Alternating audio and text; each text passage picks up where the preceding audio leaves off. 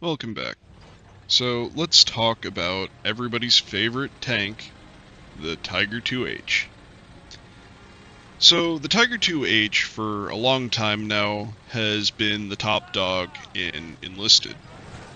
For a while it lived in Berlin and it fought the IS-1 and the IS-2, and there was a lot of parity there. More or less, it and the IS-2 could kill each other, and no one really complained.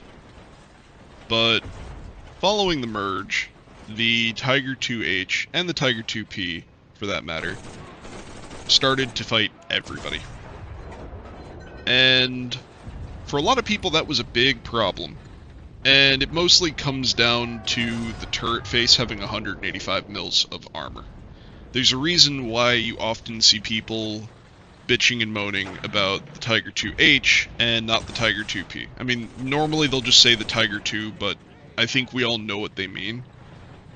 A lot of the allied tanks can actually go through the front of the Tiger 2P turret because it only has 100 mils of frontal turret armor, and it also has a shot trap there. So now that the Pershing has been in the game for a little while, how is the Tiger 2 faring? To be honest, I still think it's the top dog. And there's a few reasons for that. So, the Super Pershing is a very interesting tank. It's big and lumbering, and from the outside at the first look, you might think it's really a heavy tank and it's just gonna beat around everybody it runs into.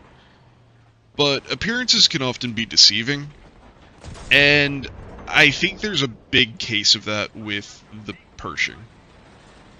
Don't get me wrong, it's a very good tank. I use it all the time, and I really like it. It's a phenomenal tank. But it doesn't really have a whole lot of mobility, and it doesn't really have a whole lot of armor. At least, not significantly enough to make a difference. It has, 102 on the front, and that's for both the hull and the turret. And its max speed looks like it's going to be pretty good at 48 kilometers an hour, but it kind of suffers from only having 425 horsepower in a tank of its size. And so it performs well enough that I think it started to alleviate the issues that the American player base was running into. But it's not the end-all fix-all that I think a lot of people were hoping for. I think the American way of dealing with tanks, like the most successful and reliable way, is still going to be pull out a plane and drop a bomb on it. And I think it's going to continue to be that case until they get decent AT weapons. Right now, just putting a bomb under a Tiger 2, it's very reliable, but pulling out like an M9 bazooka, unless you can get the side of said Tiger 2, is not very reliable. And the reason why the Russians never have had this issue is because they've had Panzerfaust 60s the entire time. And most of their maps involve city fighting. So, you have a very different experience playing the Tiger 2 against Russia than you do against America. When you're playing against the Russians, a lot of the maps are city maps, there's lots of debris, lots of rubble, it's difficult to maneuver, lots of tight spaces. You really have to be on your A game for situational awareness, because Boris might hop out of any building and blast you back to Berlin. Or, if you're in Berlin, he might just blast you back to the moon, or Antarctica, or Argentina, wherever your preferred getaway is.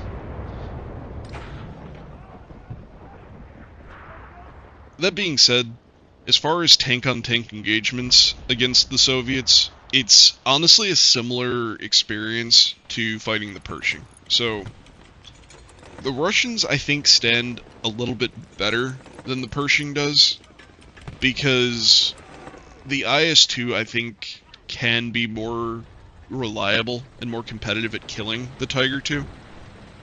All you need is one shot most of the time, and you've either killed the tank or you've horrifically disabled the tank. And that in part comes down to the 122 mil gun on it. If you look at the 90 mil on the Pershing, it's a very powerful gun, but in order to reliably deal with the Tiger II, you can't actually use your normal shot. You have to use your APCR.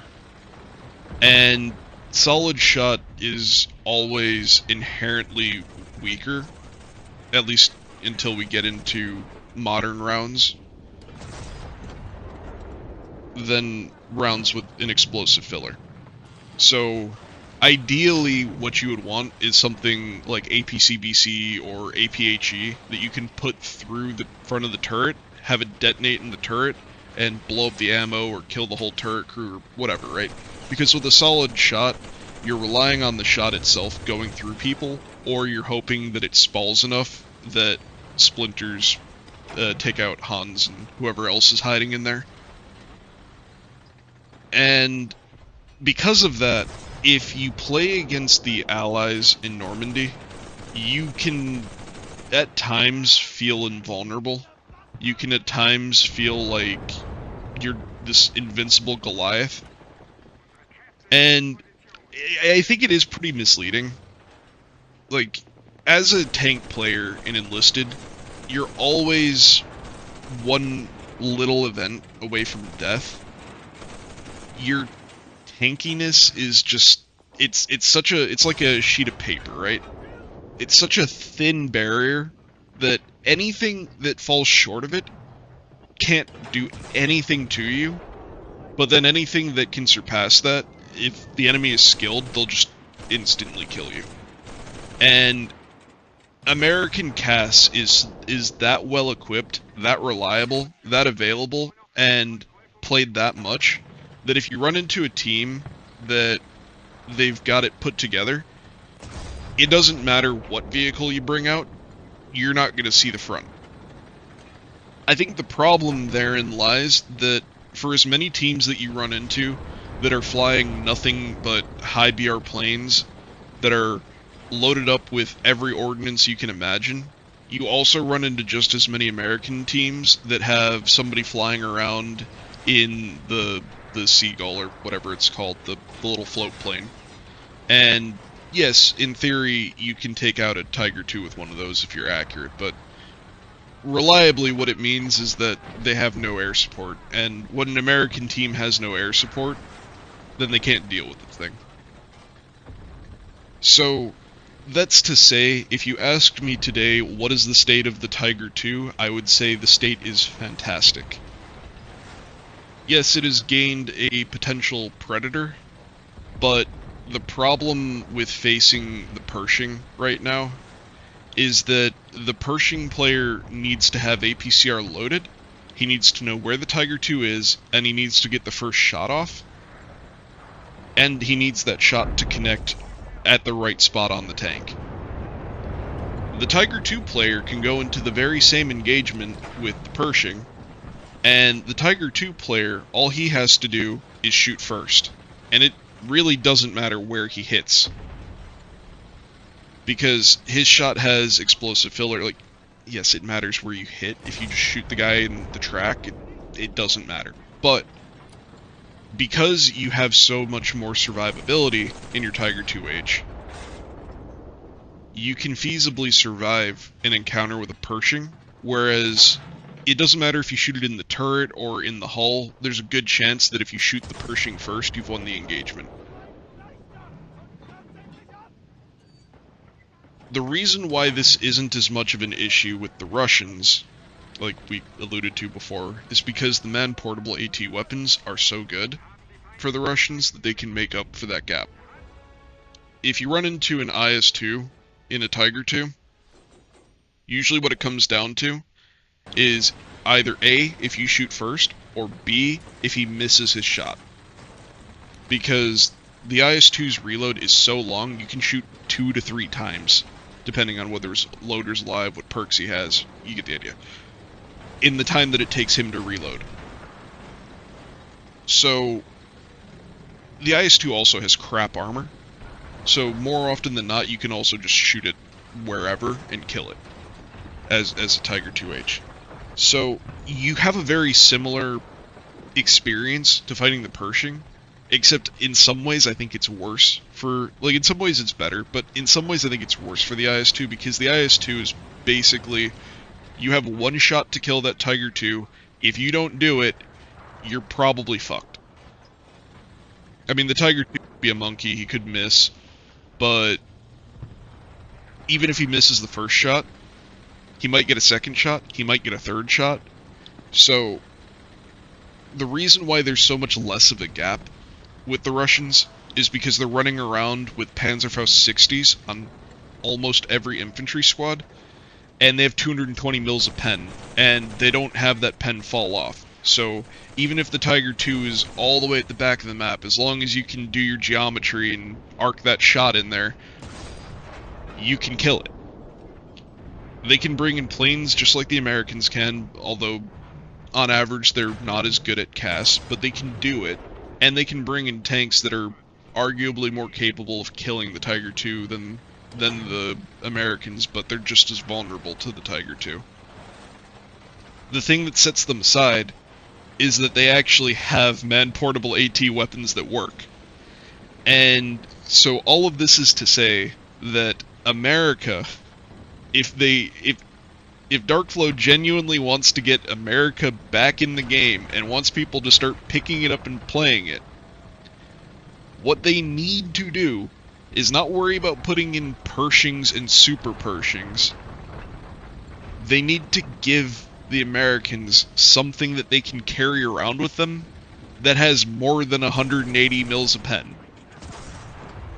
180 or 185. More than 185 mils of pen. Because right now, the 100 mils on the M9 bazooka, it's the equivalent of the Type 4 that the Japanese have at BR2. And don't get me wrong, I really like that rocket launcher at BR2. And even at BR5 it does fine against the Americans, but that's because the Americans don't put armor on their tanks.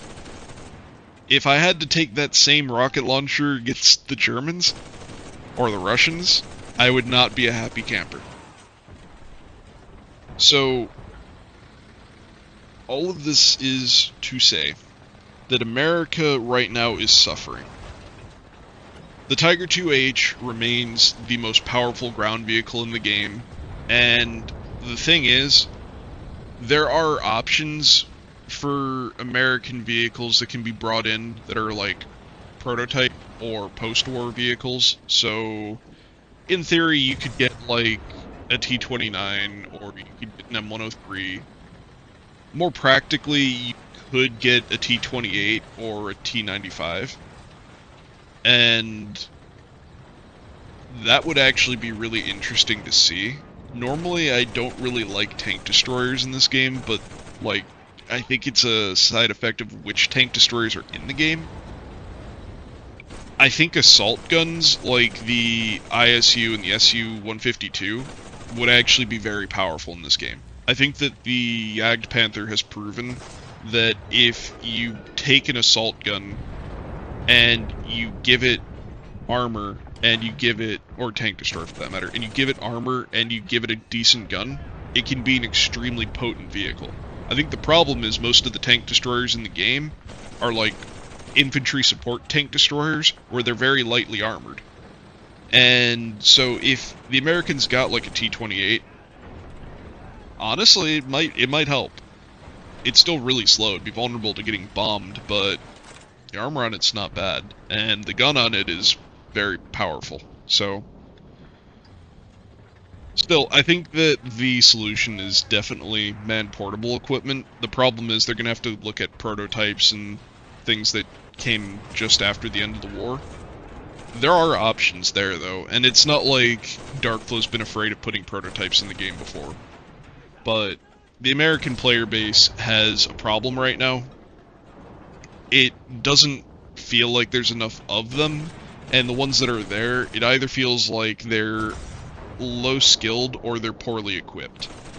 And I think the only real solution there is to give them something that kind of levels the playing field, other than just pigeonholing them into using planes. Because, don't get me wrong, right now, the American CAS is very good. If you have a team that wants to fly planes around the clock and bomb everything that moves, the Americans do it better than anybody else in the game. And it's not even close how good they are at it. But like I said earlier, you can get into matches where the other team does not have planes. And when you do, you can just take them to town and play with them. So, let me know what you think down below. In my opinion, the Tiger II is still king, and it will be for a while. I'm sure that the American mains are kept up at night worrying that one day the Ag Tiger will come out and they'll have something even harder to kill than the Tiger 2H. But we'll see. Let me know what you would add if you wanted to make the Americans perform a little bit better. Or if you wanted to draw people back into playing the Americans. This is what I would do. As per usual, get out there, kick ass, take names, and win your games.